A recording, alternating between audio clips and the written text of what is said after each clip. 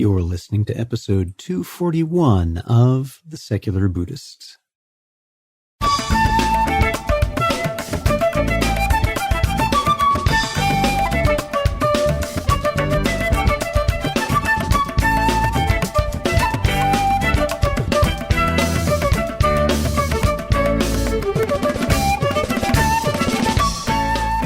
Welcome to The Secular Buddhist. I'm Ted Meissner. The Secular Buddhist is the official podcast of the Secular Buddhist Association, a grassroots-driven effort to answer the needs of secular teaching and practice for contemporary society. The podcast has interviews and roundtable discussions pertaining to engaged Buddhist training and practice, and the SBA website has show notes for each episode along with resource materials. Though the podcast focuses on core practices from a secular viewpoint, more traditional teachings are welcome and openly discussed. Stephen Batchelor returns to speak with us about his newest work, After Buddhism, Rethinking the Dharma for a Secular Age.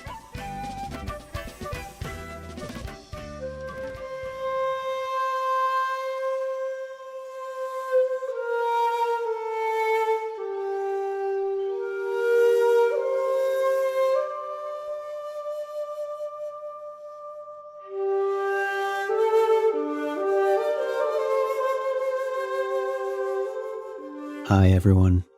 Before we get started with today's episode, I want to remind the listeners that we've started a new podcast which may also interest you. It's called Present Moment, Mindfulness, Practice, and Science, and appears every other week, alternating with The Secular Buddhist.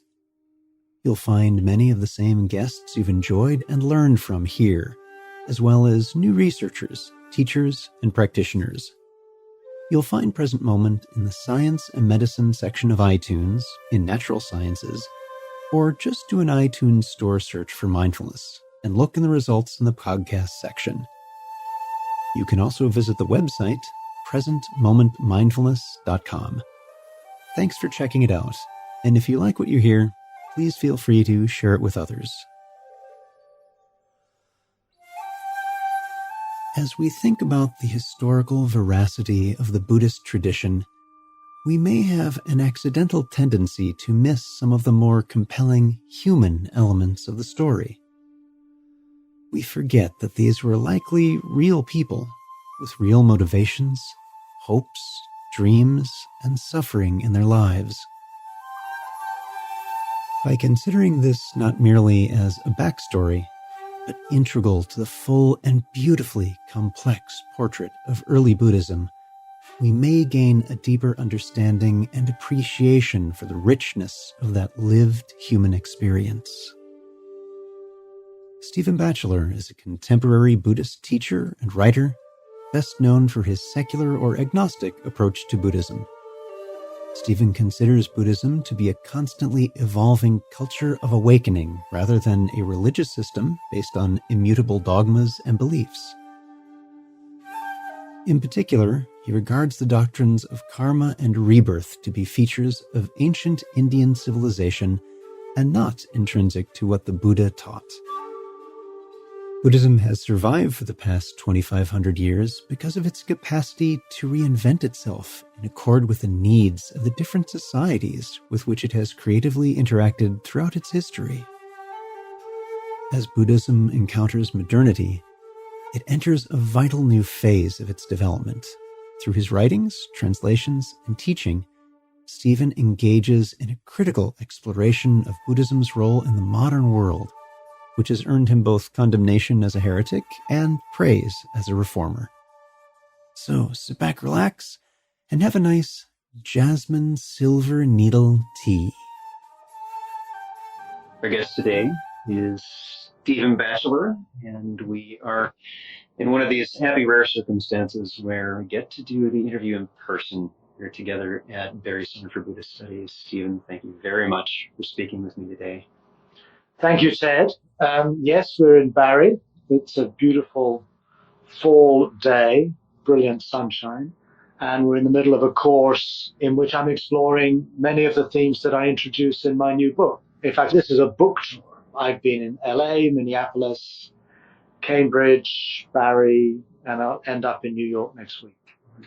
Sorry to have missed you in Minneapolis. Oddly, I was here while you were there, so I'm sorry I didn't get to greet you in my hometown. Well, never mind. Plenty of other people did. So the book title is after Buddhism, Rethinking the Dharma for a Secular Age. And your structure of this is a little bit different. You tell the story a little bit differently than you have in other books. And I'm wondering if you could start with just some grounding principles on twofold ground and fourfold tasks, and have you speak about those. Okay. Well, the book, as you're alluding to in a way, is structured alternately with chapters on reinterpretations of the Dharma, and then they are illustrated through the lives of 5 characters within the Buddha's inner circle. So let's start with some of the key features of the reinterpretation of the Dharma. I understand the Buddha's awakening to be, in many ways, a waking up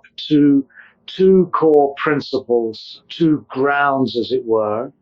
One being conditionality, dependent origination is how it's often translated. The other ground being that of nirvana, which is the falling away, the non-reactive space that opens up when greed and hatred and confusion momentarily or for longer periods are not present within us. And so this is a way of understanding awakening that really opens up a new field of possibilities. It's not as though the Buddha arrived at some ultimate truth, some transcendent insight into the nature of reality, but he radically shifted the perspective of his human life away from his attachment to certain identities, to his upbringing, his position in society, his sense of being a separate self. And in that letting go, he realizes that life is fundamentally contingent and conditional, that there is no ultimate basis on which existence somehow is founded, but rather life is an ongoing causal, contingent processes of physical, mental, emotional events, circumstances in the world, social developments, and so forth and so on. And within that, there is the possibility of living a non-reactive life, a life that's not predetermined by one's habitual desires, one's habitual fears, one's habitual self-centeredness. And that opens up into a way of life. And that way of life I describe in terms of an interactive process of 4 tasks. This is a rereading of the 4 Noble Truths, which to me is more a metaphysical doctrine than a set of things to do. Buddhism as a religion has turned the 4 Noble Truths into the basis of its belief system. The Dharma as a practice or a way of life, I think, can more helpfully think of those 4 truths as a sequence of tasks. And those tasks have to do with coming to terms with our existence, with our birth, with our aging, our sickness, our death, coming to terms with the suffering of others. Nowadays we would think of this also in terms of the crisis that afflicts the planet, which once more is to some degree the consequence of our greed and our hatred and our selfishness. So the first task is really that of embracing what's going on. It's not making any a priori judgments as to whether it's good or bad or true or false. It's just opening our minds and our hearts to what is going on within us and around us. And as part of that process, we also come to terms with how we react to that life. Many of these reactions and responses can be very noble. We could respond with generosity, with kindness, with wisdom. But the problem, and this is really the core of the Buddha's therapeutic approach, is to notice how so many of the reactions that come up in encountering life tend to be self-centered, tend to be primarily about gratifying our short-term interests and desires, about fending off out of fear things that we believe threaten our securities. These are, of course, very natural, biological impulses. There's nothing intrinsically wrong with them. But the difficulty is that they kind of close down the potential that human life is capable of realizing. So the second task is letting go of those destructive reactions that I generically call reactivity, in contrast to responsiveness. And that reactivity is understood as, again, a conditional phenomenon. It rises up, and then anything that rises up, we know in its nature, will be something that, if left alone, will simply fall away and drop off. And that leads to the third task, which is that of consciously seeing and valorizing those moments when we're not reactive, when we're not in the thrall to our wants and our desires and our fears and our hatreds. And we experience that as a still, calm, but also fundamentally responsive space. And this is how I understand nirvana.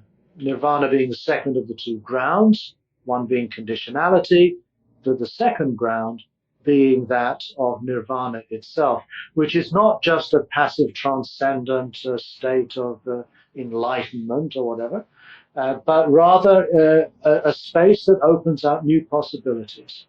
And those possibilities are what we seek to realize through the fourth task, which is that of cultivating a way of life. In Buddhism, this is normally stated as the Eightfold Path. The Eightfold Path being a way of life that includes both how we think and how we see the world, how we speak, how we act, how we work, how we pay attention, how we concentrate. And that way of life is made possible by it no longer being determined or predicated upon our self-interested reactivity, but rather by a space that is unconditioned by such forces that enables us to respond to the suffering of the world in a way that might be able to make a genuine difference, a difference in which we gain a clearer understanding of what causes us the sorts of difficulties and pains and repetitive compulsive behavior that we so easily get locked into, thereby opening up a life that we really begin to feel in our bones is a life that is flourishing rather than a life that's just going round and round in circles, repeating the same patterns again and again, which is ultimately kind of unfulfilling. So that in a very brief sketch is how I see the practice, a practice that's not reducible just to being good at meditation, but a practice that has to do with becoming fully human. So human life becomes our practice. We become practicing humans.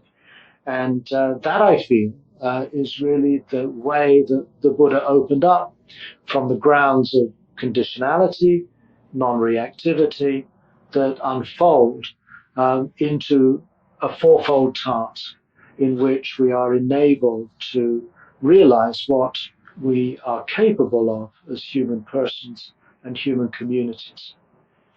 And that touches for a bit on something you were saying earlier today on this being contained within a framework of ethics, of sila. And I wonder if you could talk a little bit about that, because often when we hear the word ethics, we may leap to a list of do's and don'ts. That's not how you mean it here. I wonder if you could say a little bit more about that.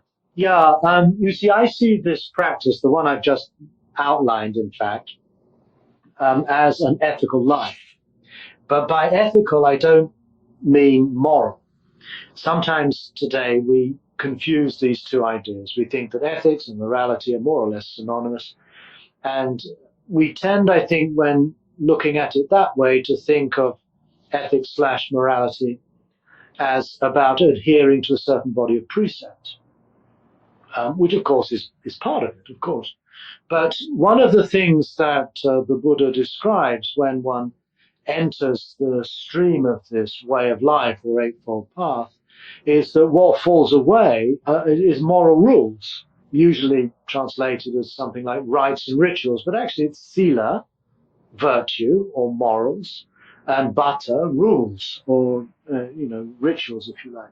So I think what we move into is not a life that is simply a question of observing certain precepts and following the rule book and doing things right. We open up to a life that seeks to realize what we think of as the good that enables us to flourish. And that realization of what is good is a challenge that faces us in each moment. And therefore, we move away from a morality of rules or a legalistic morality into a situational ethic, one in which we seek in each moment to act not according to a rule book, but according to the underlying values and principles of the path, which we might think of as love, of wisdom, compassion, tolerance. The question becomes, what is the wisest thing to do? What is the most compassionate thing to do? Rather than what is the right thing to do according to the rule book. So this way of life is ethical rather than moral. Ethical in the sense also that ethics has to do with seeking to become the kind of person one aspires to be. In other words, it's a quest to live a life according to the vision of how we imagine a human life to be.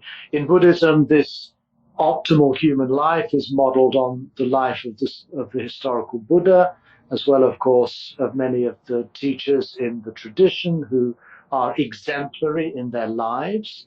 And we seek, as it were, to model our own lives on the lives of those we feel have lived a fully human existence. But of course, we have to do this in terms of where we are now. We have to do this in terms of the specifics of our own moment-to-moment, day-to-day existence in Europe, North America, wherever it is, at work, with our families, in our social and political situations. It's never a question just of mindlessly copying some template. But the real challenge of the practice is to realize these values in a situation that is unique and unrepeatable. And today, what we would describe as framed within a secular worldview. A worldview that is not one that's determined by religious revealed truths, but for most of us, or many of us today, is founded upon our understanding of the natural world through the sciences. It operates within the social and political context of democracy, equality, and that's our challenge, that's our task, and that as a whole, we will call ethics. And morals or morality would be a part of that, but ethics describes the whole picture. And that can be a little difficult to live because it's easier to just see a checklist of rules. And, here's answer number 37. This is what I do. I'm wondering if that is what ties to some of the perhaps lack of appeal, this more nuanced way of engaging with the Dharma, because you need to really be present and not rely on a set of rules for your behavior. As long as Buddhism is a religious system of beliefs that you look to for consolation, then to be given a set of rights and wrongs as your moral frame is very attractive. And just as, for example, Christians and Jews will follow the Ten Commandments, all religions are in the business of providing us with a nice, clear-cut sense of right and wrong. And that's an enormous relief, especially in a world of moral relativism, which many of us find very, very difficult to negotiate, because we don't have a framework of meaning and value. We find ourselves pushed and pulled in all kinds of directions. And religious teachings that offer us a clear-cut set of rules to live by are enormously seductive. And I wouldn't want to dismiss that. I think for many people that's rather important, and maybe for some of us listening to this podcast too, we need those kinds of certainties in which to establish within ourselves a moral ground. But I feel as we mature, we have to somehow let go of those things. I think of them perhaps like crushes or something like that support us. But once we've somehow become more autonomous in our lives and practices, when we've become more confident in what it is that we most deeply value, when we've stabilized our attention through the practice of meditation, say, when we've articulated to ourselves a clearer vision of our philosophy of life, then I think ethics has to move from a legalistic morality to a situational ethic of care and risk. In other words, we have to be prepared to summon up the courage to act in a way that we feel is appropriate, that is true to our deepest values, but that does not carry with it the sort of conviction that this action is right and another action will be wrong, that's given a priori through a set of rules. And that is a risk. I think any genuine moral choice entails a risk. We cannot know in advance what the consequences of our acts will be, and that becomes something which can be very scary. It can be quite challenging. It can be bewildering. And yet, if we're to live a life that we seek to be authentic, to be truest to what we most deeply feel and need, then I think we have to embark on such risks. That may not seem a very attractive option to many people. It might seem a little bit too daunting. It's easier to keep the training wheels on even once we get our own balance. Yes, and again, I don't think I'm not suggesting for a moment that we should somehow discard the precepts. Right. The precepts, though, come to serve more as a kind of a set of guidelines rather than a set of rules. I mean, they become, clearly we want to live a life that doesn't cause harm. And that will entail we don't go around killing and stealing and raping and lying. But in some ways that's fairly self-evident. And the trouble with complex moral situations is that they are unique and somehow unrepeatable. So it's easy to say, I will not kill. But what do you do, for example, if you have to advise a young woman who's been raped and has 6 children already and is likely to suffer enormously with another birth in many, many ways? Do you just cite the Buddhist precept, you shall not kill? Or do you seek to respond compassionately to that woman's situation in that instance in her life, in the specific context of others who are part of her life? I think it can sometimes be cruel to just insist on the rule, you shall not kill. I'm not saying killing is a good thing or anything, but I think in certain circumstances we must be willing to step outside the box of moral certainties and engage in a life of compassion and care. That needs to become the primary ground for our moral and ethical life. In the new book, you do a lot of the storytelling of Gautama's life through the characters in which he interacts throughout his life. And I'm wondering if you could say a little bit more about how that contributes to the telling of the story. Mm-hmm. Yeah, in my previous book, Confession of a Buddhist Atheist, I took a first stab at this thing. In fact, this book in many ways teases out ideas that were planted as seeds in the previous book. After Buddhism is a much more scholarly endeavor, but I also learnt a lot from the previous attempt to do something somewhat similar. In Confession of a Buddhist Atheist, I told the Buddha's life, very much focusing on him as the prime character.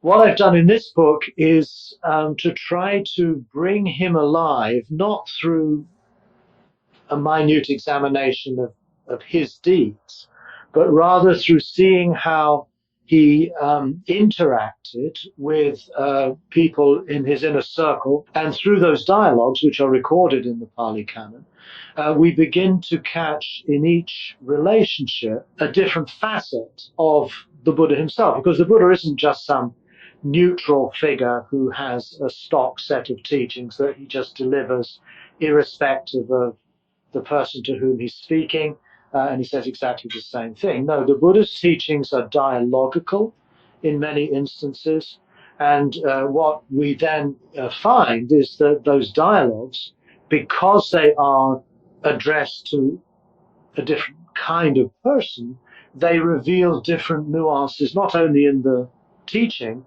but also they reveal different ways in which this person presents himself, relates to his various interlocutors. Since I'm concerned with Buddhism that addresses our age, then I've selected characters who are not so well known in Buddhist circles, but are lay people rather than monks. Only one of them, Ananda, is well known, and he, of course, is a monk. But even his life as a monk is somewhat unconventional, because he doesn't, become a great arhat like many others, such as Sariputta and Moggallana and Mahakassapa and so on, who become almost impossibly perfect as a result.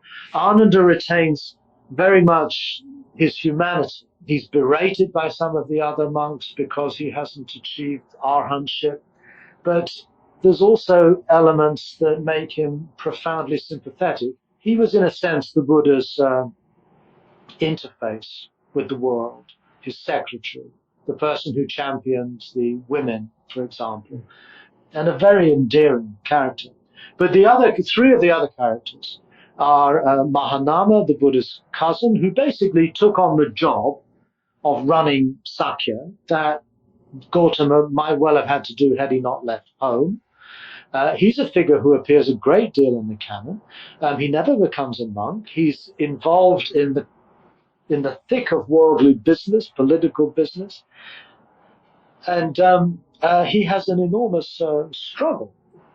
At the same time, he's someone who's very much committed to the practice of the Dharma, and many of the dialogues with the Buddha are not about his political work, but are about his inner life and how a practice can be embedded in a highly stressful and demanding career as basically as a governor of a province, I think might be the best way to describe it now. Pasenadi, one of the other five, is the king of Kosala, the person to whom the Buddha, in a sense, owes allegiance as a subject of that king, a citizen of that kingdom. And again, there are more dialogues with Pasenadi than with any other lay person in the canon. And yet Pasenadi, for many Buddhists, is a very marginal figure whom they may not even have heard of. But we can gain quite a detailed picture of this person's life through his dialogues with the Buddha. And, as I've already said, through those dialogues, we catch a reflection of the Buddha himself. The other character is Jivaka, the Buddha's doctor. Again, someone who lived very much in the world as a professional, as someone who was committed to the care of the sick. He wasn't only the Buddha's doctor, he was the court doctor of the king of Magadha. And we have dialogues which again reveal someone leading a professional life, has no interest in becoming a monk, and yet becomes someone who deeply internalizes and realizes and embodies the Buddhist teaching. And the fifth person is Sunakata. Sunakata, again, is probably someone you haven't heard of. Sunakata was a monk. He was served as the Buddha's attendant for some years. He appears to have been with the Buddha right up until shortly before the end of his life.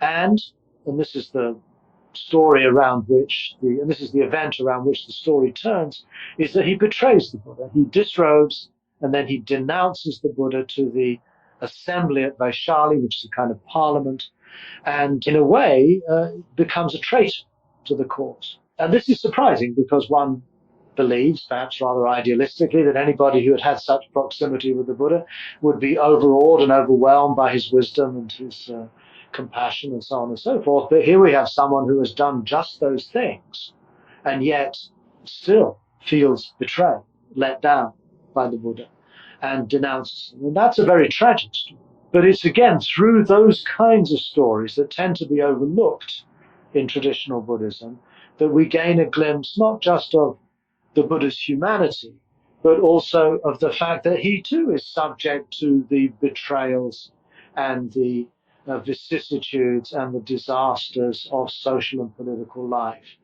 To me, that brings him out as, again, very much as a human figure who has to cope with adversity and conflict. And I think I think he reveals through his life as much about the Dharma as he does through his teaching. That I think is a crucial point. That his life is a teaching in that respect. And these figures, these 5 figures, allow that teaching to, in a sense, come forth through his deeds rather than his words. Is there any particular one of the characters, and maybe not these or these particular stories, but any of those that you find most personally interesting of,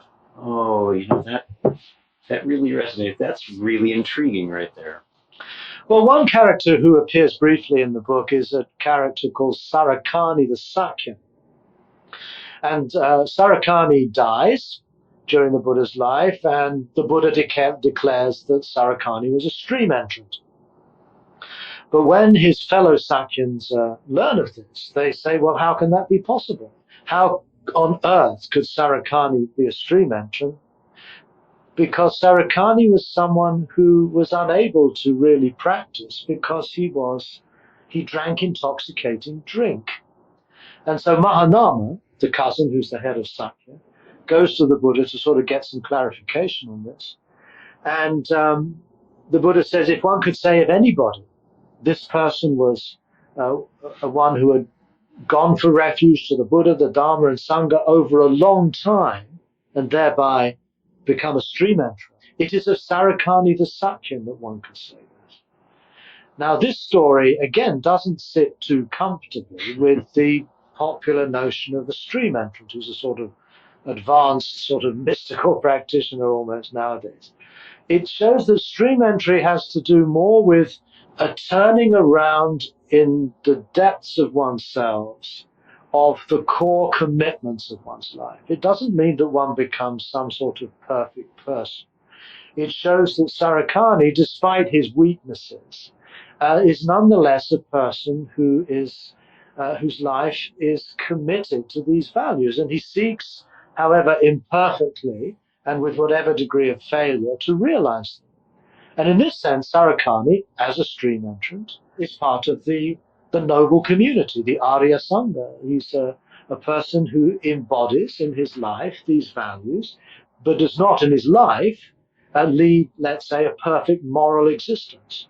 So sinners, therefore, as well as saints, are included within the Sangha, within the community. And this somehow upsets the idea that the Sangha is full of sort of enlightened people who do no wrong. That's, again, not a terribly realistic human account of what the Buddhist community was actually like at his time. Shift a little to a word. You translate appamada not as diligence, as it is most often translated, but as care. I'm wondering if you could say a little bit more about that, about why the translation to care rather than diligence. Well, I've never been happy with translating appamada as diligence. Diligence really is being diligent at something. Yeah, of course, it's a virtue, and one would no doubt seek to do that. But it's difficult to see in other contexts where the word care is used that diligence is really the word that works. For example, the Buddha says that appamada is like the elephant's footprint. In other words, it's the virtue that includes all other virtues, just in the same way as the elephant's footprint is the footprint that can include the footprints of all other animals. Now, diligence, why would that be such an overarching virtue? Surely it's just a subset of, right effort or being committed or something. Whereas care, I feel, does have the sense of both being caring, being careful, and that's a happy accident with the English. I don't think that's necessarily implied in the Pali word.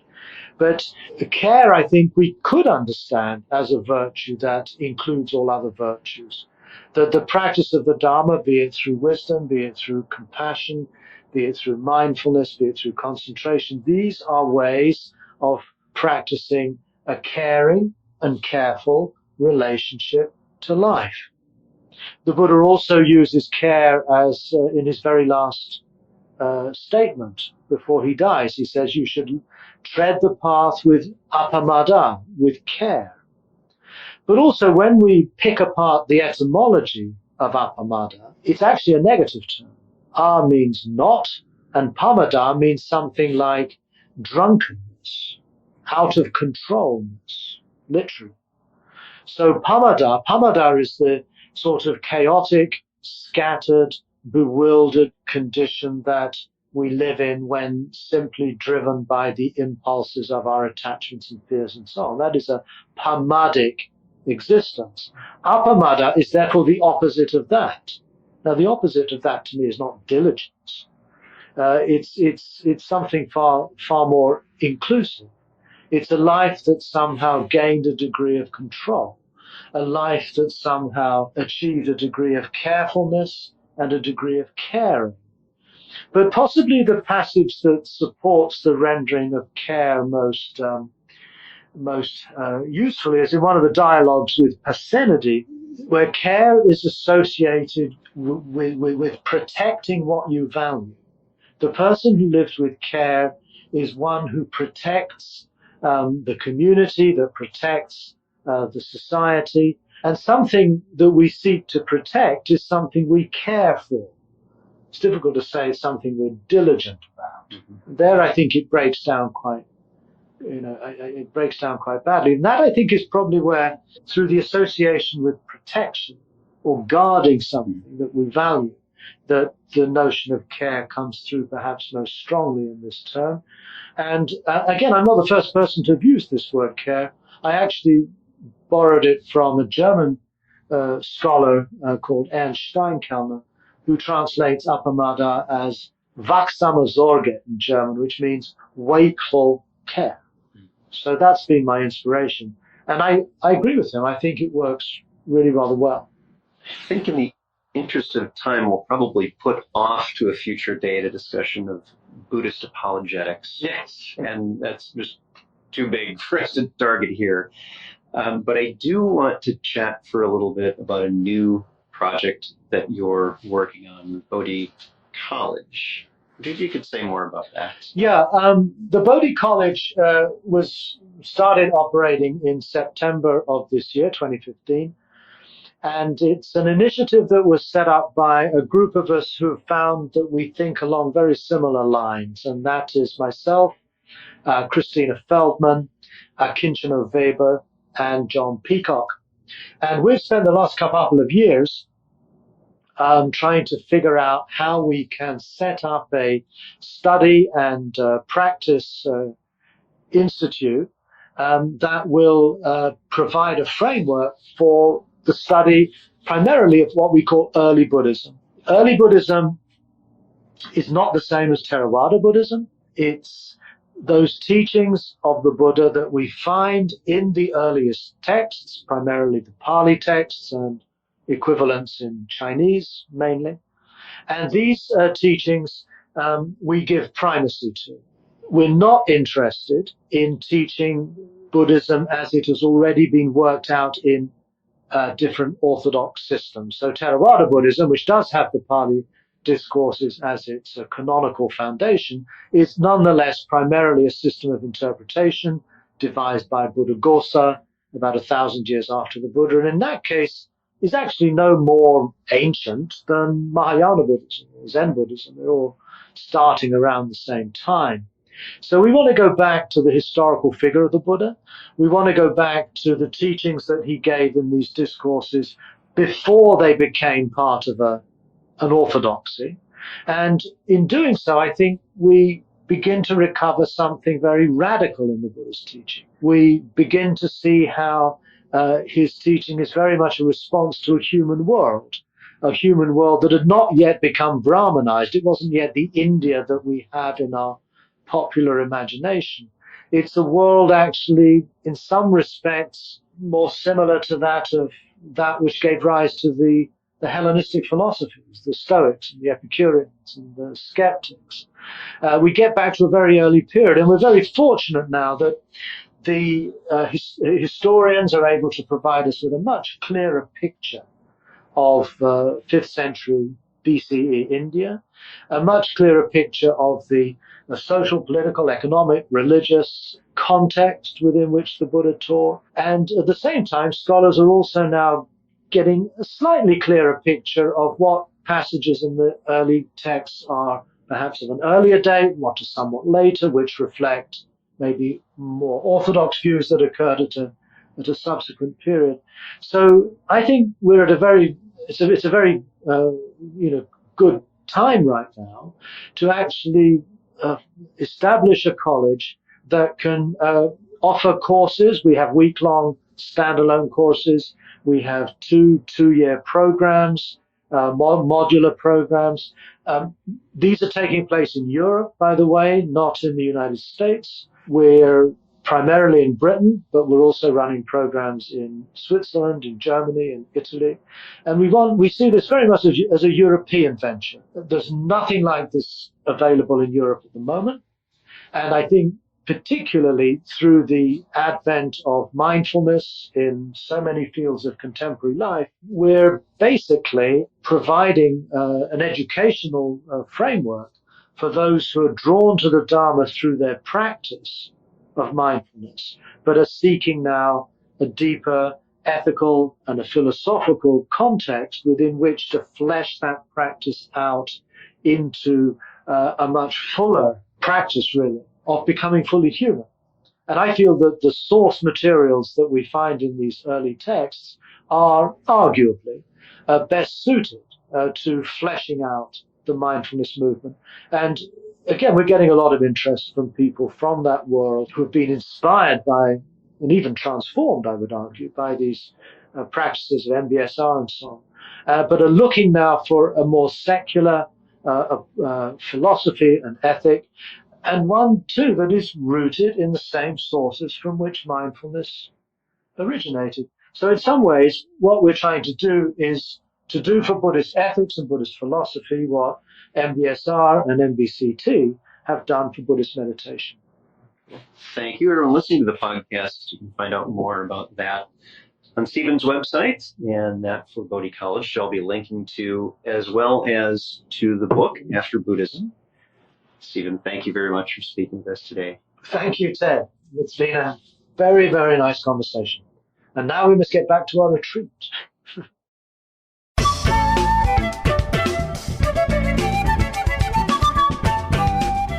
Thanks for listening. If you'd like to learn more about something you've heard in today's podcast, please come visit the SBA website at secularbuddhism.org, and you'll find an entire webpage devoted to this and every episode. Discussion about this episode can be found on the episode page itself, along with show notes. The music for The Secular Buddhist is used by permission from John Kaizan Neptune's CD, Steps in Time. Additional music is provided courtesy of Monty Levinson of Taihei Shakuhachi and Rodrigo Rodriguez. Their websites are also linked on the SBA site on the About Podcast Music page. Until next time, remember, every moment you have a choice. Make it the best you can. See you next time on The Secular Buddhist.